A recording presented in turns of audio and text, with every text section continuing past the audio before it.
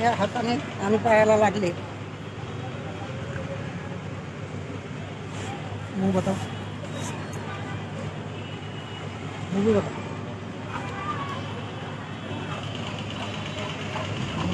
मुझसे खून निकल आया था उस वक्त.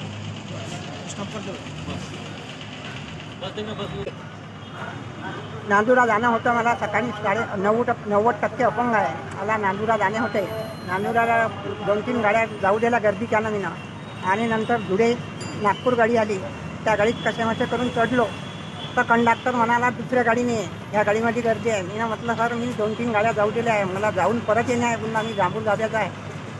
तो म्हणाला तुम्ही या गाडीमध्ये येऊ नको. मी म्हटलं तुम्हाला मला सीट देणं का काम आहे, पण नका सीटमध्ये देऊ, पण पायरीवर बसू द्या, मला अर्जंट जाणे आहे. तो म्हणाला नाही. त्याने मी विचारलो नाही. त्याने मला लोटपाट केली. लोटपाट केल्यानंतर मी म्हटलं मला लोटपाट काही मला लागलं. तो म्हणे जा तुझ्या ज्यानं होत असेल ते करून घे. म्हटलं मी रिपोर्ट देतो.